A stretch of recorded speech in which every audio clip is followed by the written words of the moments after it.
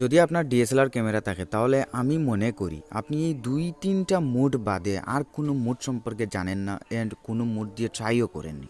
তো গাইস আজকে আপনাদের সাথে ম্যানুয়াল, অটো, পি এইগুলা পরেও আরও কিছু মোড বা আরও একটি মোড সম্পর্কে জানাবো, সেই মোড দিয়েও আপনারা সেরা ফটো তুলতে পারবেন। তো গাইস ক্যামেরা সিরিজের আরেকটি ভিডিওতে আপনাদেরকে স্বাগতম।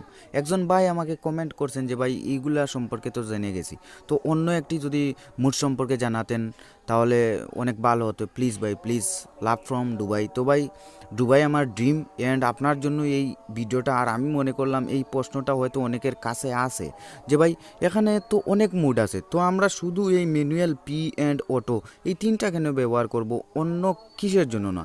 তো গাইস অবশ্যই এই ভিডিওটা যদি দেখেন তাহলে আপনাদের সাথে আমি একটা মুড শেয়ার করব। এই মুড দিয়ে যদি আপনি ছবি তুলেন বা কোনো সময় ট্রাই করতে পারেন, দেখবেন ভালো পিকচার অ্যান্ড ভালো কোয়ালিটি পাবেন।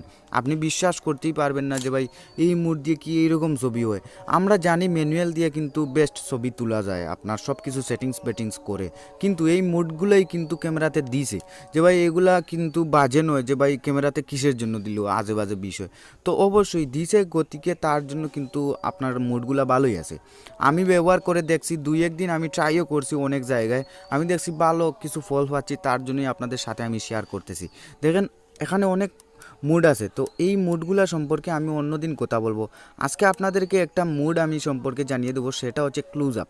দেখেন ক্লোজ আপ মানে এই মুডটার বিষয় বা বাংলায় এইগুলো আমি কিছুই বুঝি না ভাই। জাস্ট আমি ফটো তুলবো অ্যান্ড আপনাদেরকে আমি প্রুফ দেখাবো যে দেখেন ভাই ন্যাচারাল যে কালারটা আছে এই কালারটাতে কীভাবে উজ্জ্বল করে তুলে অ্যান্ড সুন্দর একটা ছবি দিই, এটাই আমি আজকে আলোচনা করব। আমি ক্লোজ আপ সম্পর্কে জানি না, এই ডিএসএলআর বিএলএসএলআর এগুলা আমি বাংলা ইংলিশ কিছুই না পড়লাম, জাস্ট আমাদের ছবির কোয়ালিটি দরকার। তো কোয়ালিটি জানতে হলে অবশ্যই এই আপনি যদি এই মুডটা ব্যবহার করতে পারেন, ভালো একটা কালার পাবেন। দেখেন ন্যাচারাল কালার দিবে, এখানে লেখাই আছে আপনার স্পেশালিস্ট ন্যাচারাল কালার। আচ্ছা ন্যাচারাল কালারের জন্য এটা বেস্ট, এখানে লাইটিং এখানে লেখাই আছে ভাই, দেখতেই পাচ্ছেন। তো ওকে এবার আপনাদেরকে কিছু প্রুফ দেখাই। দেখেন ক্লোজ আপ, যদি এখানে এই যে দেখেন ক্লোজ আপ পাতার মতো একটা চিহ্ন দেখতে পাবেন, ক্লোজ আপ এটাতে নেবেন। যদি আপনার 600D থাকে তো আপনি এরকম পেয়ে যাবেন, যদি 700D থাকে তাও এইরকম পাবেন, যদি আপনার অন্য কোনো মডেল থাকে তাহলে হয়তো এইরকম নাও হতে পারে, বাট এই ক্লোজ আপ অপশনটা থাকবে। আপনাদেরকে আমি 18-55 লেন্সটা দিয়ে দেখাচ্ছি, আপনারা হয়তো যদি ভালো লেন্স লাগান, প্রাইম লেন্স, জুম লেন্স, তাহলে আরও ভালো হয়তো আরও ভালো পারফরমেন্স পাবেন। ওকে এবার আমি আপনাদেরকে স্ক্রিনটা জ্বালিয়ে একটা ফটো তুলে দেখাই। আমি জাস্ট ক্লোজ আপ মুডে আনলাম অ্যান্ড ডিফল্ট সেটিংস আছে সব কিছু তার মতো করে করা। এবার আমি জাস্ট একটা ফটো তুলি, দেখেন। তো আমি স্ক্রিনটা নিভিয়ে দিই কারণ সময় লাগবে। ওকে দেখেন ফটোটার কোয়ালিটি মোটামুটি কিন্তু ঠিক আছে, আপনি অটো মোডে যে ফটো তুলেন তার থেকে কিন্তু ভালো কোয়ালিটি দিয়েছে। এবার যদি আমি এই দেখেন এইটা ক্লিক করি তাহলে এখানে আপনি ডিফল্ট সেটিংয়ে গিয়ে আপনি আপনার যে কোনো কালার আপনি দিতে পারবেন। তো যেমন ধরেন আমি এই শেডটা দিই অ্যান্ড উপরে আমি সফট ওয়ার্ম এটা করে দিলাম।